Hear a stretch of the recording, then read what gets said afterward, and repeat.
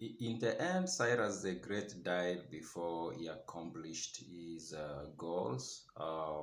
Herodotus had, or at some point tells us that it was Cyrus's goal to capture Babylon and then capture Egypt.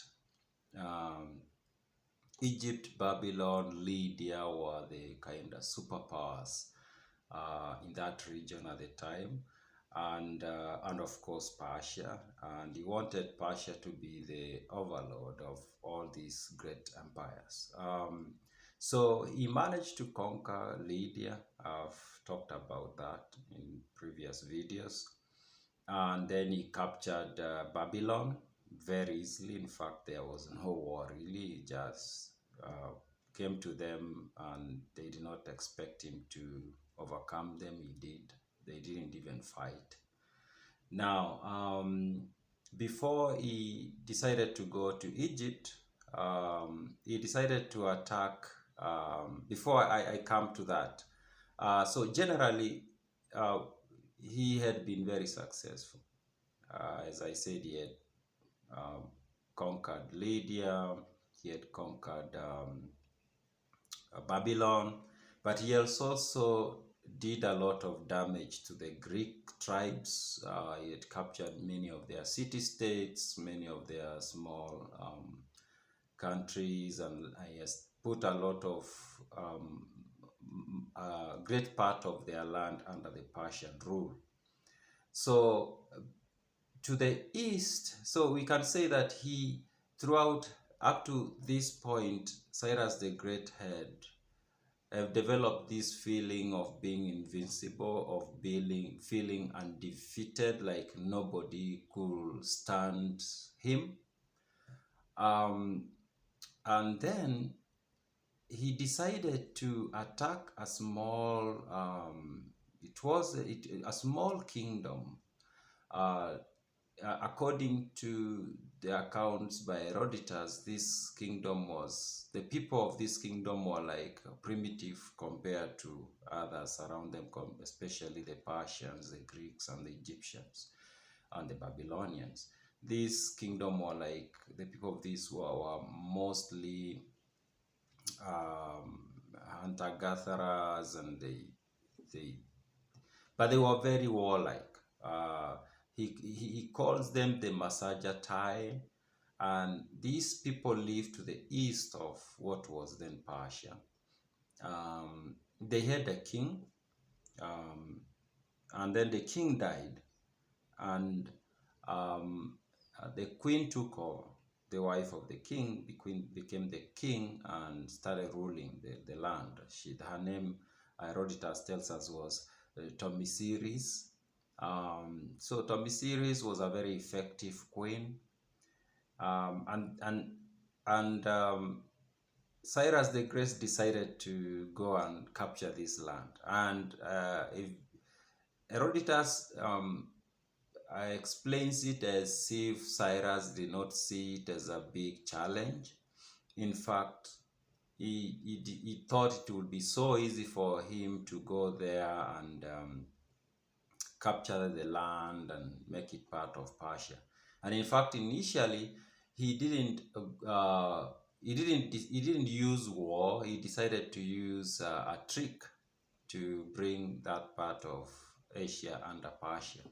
He sent messengers to Queen Tomyris and told her that he wanted her hand in marriage, basically. But she was smart, and she could tell that's not what Cyrus the Great wanted. Cyrus the Great wanted to capture the kingdom. So she told the messengers, no, that's not what I want. And when Cyrus the Great received this message that the Queen Tomyris had rejected his offer, he decided to attack, and he marched. So there was a river that divided what was the Persian Empire and what was the land of the Massagetae. So when he reached at the bank of this river, it was a big river. I guess it's still there. I tried to find what it is today, but I wasn't successful, or I've not been successful yet. So it was a big river, and Cyrus the Great had to build a bridge across it so that his troops will cross the river to the land of the Massagetae and then attack them. As he was constructing the bridge, the queen, of course, was aware of his activities, and she sent people to Cyrus, messengers, and she told him, I'll read the exact message. She told him, "The king of the Medes, stop what you are doing. You cannot know whether what you are doing is going to be of a real advantage to you. Be content to rule in peace your own kingdom, and let me rule over my country in peace. But I know you are not going to take my advice, because there is nothing you desire less than peace to come. There's nothing you desire less than peace. Come now, if you are so powerful, and take a break of 3 days and come back and fight. We can cross over to your land and fight there, or you can cross over and we fight on our land." So of course Cyrus the Great wanted war. So after receiving this message,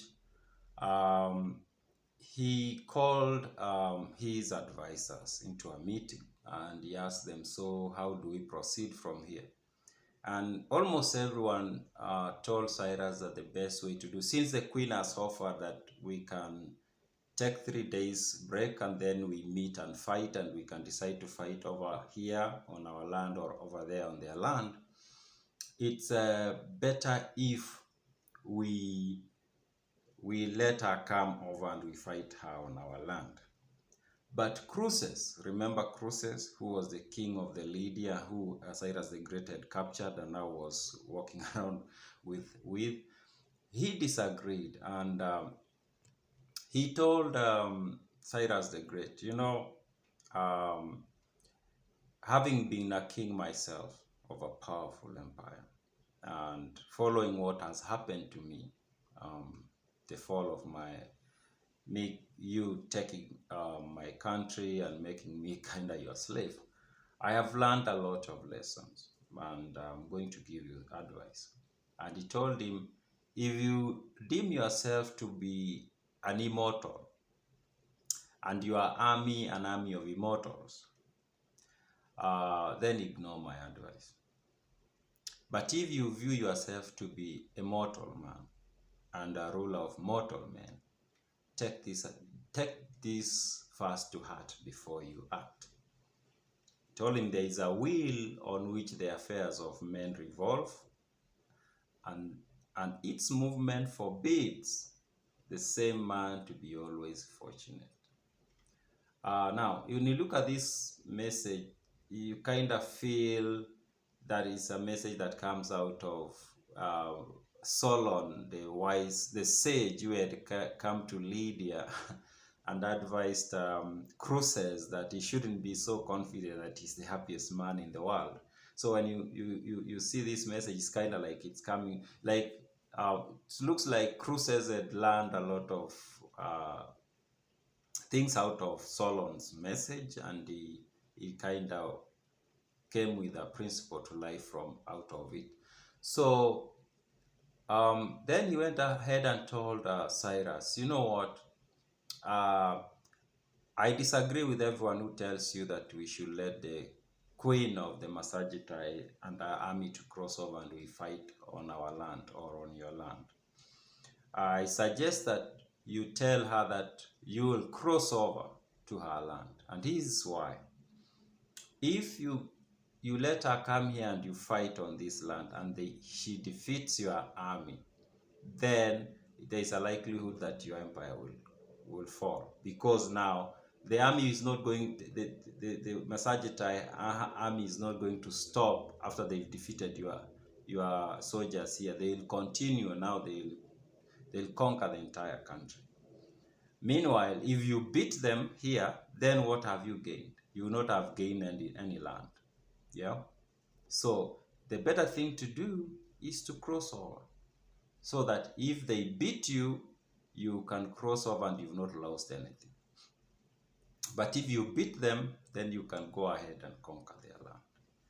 And Cyrus the Great liked that piece of advice, and he decided that's what they were going to do. So he sent a message to the queen and told her that, yeah, we accept to fight you after 3 days, and we prefer that you let us cross over to your land and we fight there. And the queen was okay with that. So before the 3 days, okay, here's another thing, cruises. The another reason that he gave Cyrus the Great why they should cross over. He told her, you know, of course, this was a very patriarchal society.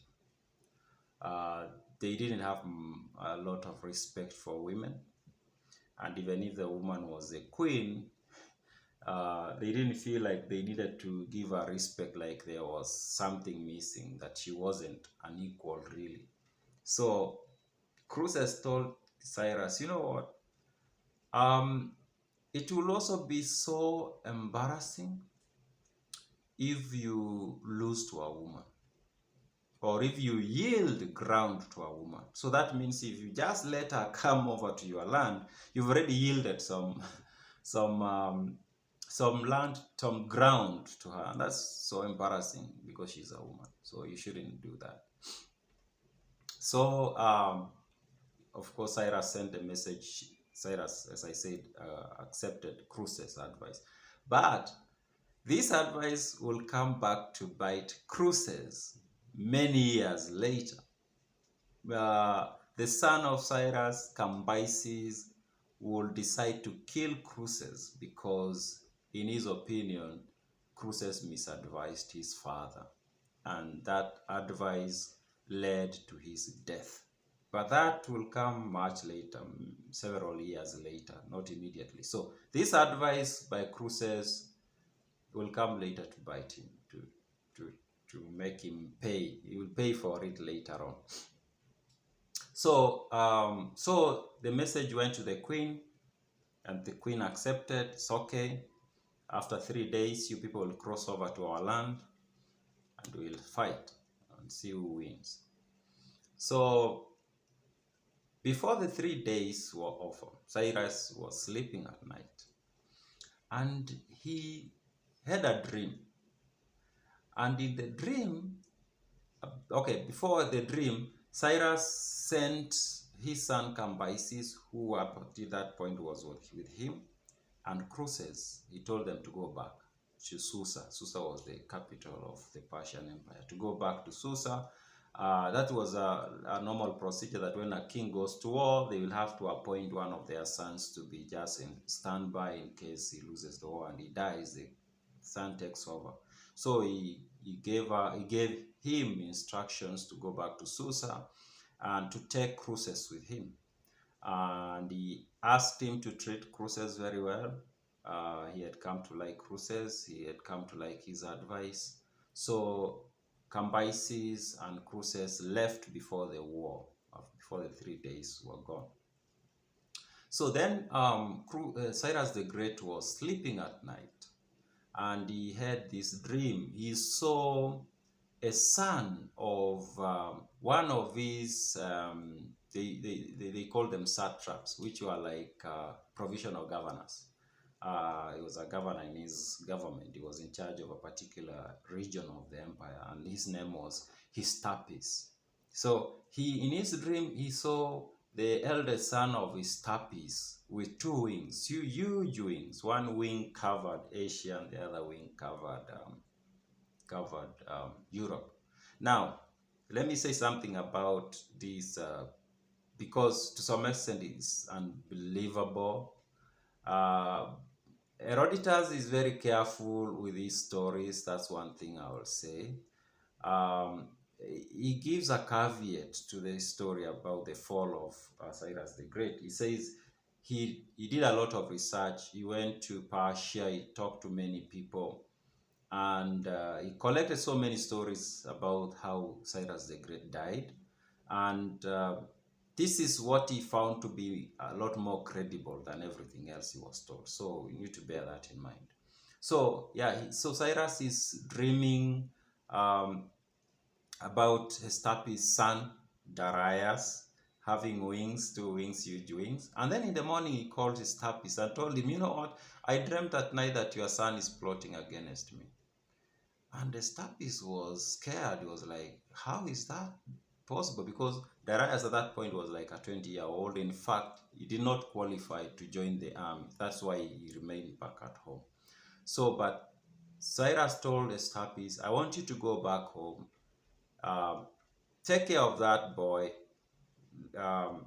until I come. I want to examine him. I want to look at him. Hestapis was like, I don't know whether it's possible that that boy can be plotting against, but no problem. So Hestapis left and went to take care of the boy until the king comes back from war. But Herodotus says what he was told while researching this is that apparently the dream was meant to warn him that his era was coming to an end and that the empire will eventually go to Darius. It's not that Darius was plotting against him. He was an innocent boy at home. Anyway, so the 3 days are over. And then I didn't mention this, which was part of Croesus' advice to Cyrus. He told him, when the 3 days are over, you go over. These people are very primitive. They don't get the best things, the nice things in life. So you go over, and then prepare meals and alcohol and put them there and leave behind a small army, weak guys who are useless anyway. And these guys will come and fight that army and kill them. And then when they see the food, the alcohol, they will get distracted and start eating and drinking. And then when they are drunk, we go and kill them. So that's what Cyrus did. He went, prepared meals, collected a lot of alcohol, put it there, and then he left behind a small army of weak guys. And then the queen sent an army led by her son. Her son was called, the son was called, I'm trying to find the name, it's kind of difficult name. Anyway, so I'm not getting the name at this moment, but the queen's son led an army. They came, they found that small army, they killed all of them. They found food and wine and they started eating and drinking. They became drunk. Then now Cyrus came and attacked them, killed many of them and captured many of them, including the queen's son. So what the queen heard that Cyrus captured his our son, she was disturbed, but she knew it was he had done it through a trick. And she told him, you know what, you did not, the son was called Spargapises. Yes. She told her, you did not, that was not a fair fight. But anyway, so the son was captured, and then the queen sent a message to Cyrus telling him to release my son, and I promise that I'll let you leave our land unarmed. But if you don't release him, I swear, bloodthirsty as you are, I'll give you your fill of blood. Cyrus did not release the son, but he let the son requested to be untied, and when he was untied, he killed himself. And the queen learned about this. The queen was very angry, of course. She led an army herself, and they came to the battlefield, and there was fighting, and Cyrus lost. His army was massacred, and Cyrus was killed in the battlefield. And when he was dead, the queen